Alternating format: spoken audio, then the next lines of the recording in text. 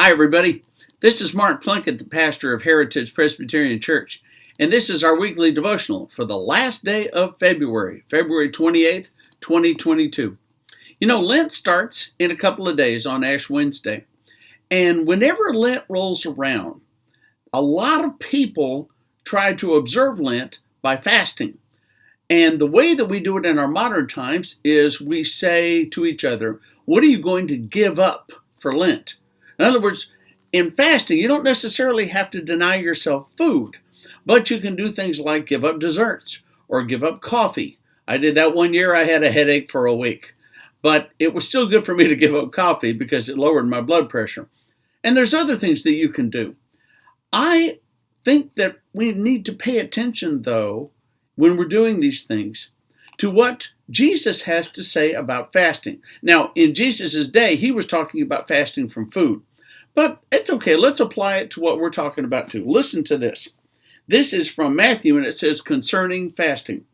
Whenever you fast, do not look dismal like the hypocrites, for they disfigure their face so as to show others that they are fasting. Truly, I tell you, they have already received their reward. But when you fast, put oil on your head, wash your face, so that your fasting may not be seen by others, but by your Father who is in secret. And your Father, who sees in secret, will reward you. So maybe what we shouldn't do is go around, I've given up dessert for Lent. Oh my God, I'm going crazy.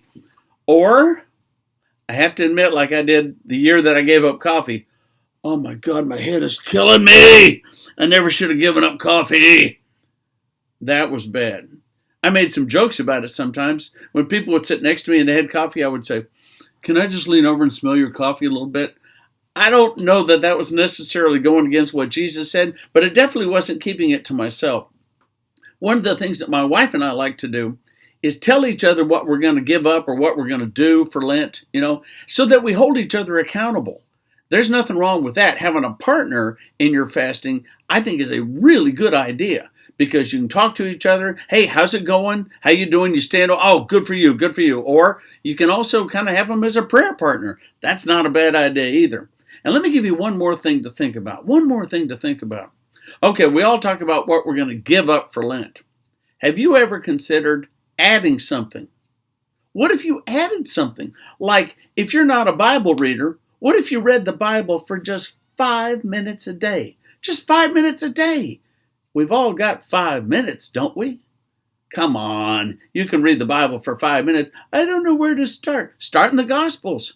Start in the Psalms. Start in Genesis. Start in a place you've always wondered about.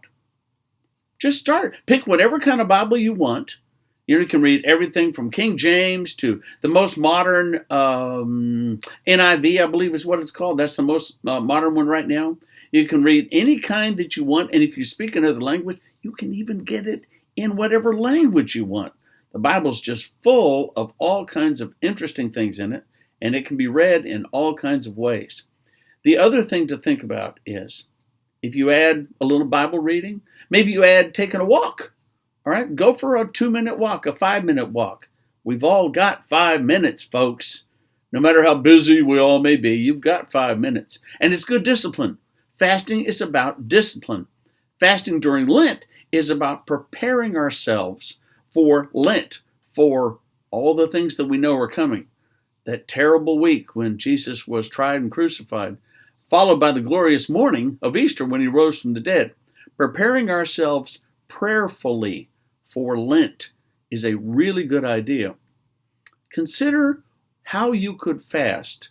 What could you do? What could you deny yourself? What could you add? And don't set your sights too high. I'm going to give up 30 pounds during Lent. No, you're not. Unless you're going to get one of your legs cut off, you're not going to give up 30 pounds for Lent. But how about 10? Could you lose 10 pounds in 40 days? Could you lose 5?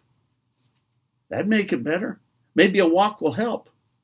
I'm gonna be less tense during Lent. Okay, maybe 5 minutes of Bible study would help with that. How about 5 minutes of prayer? We've all got 5 minutes, folks. Add something. If you're going to take away something, think about adding something. And be blessed during Lent. Amen.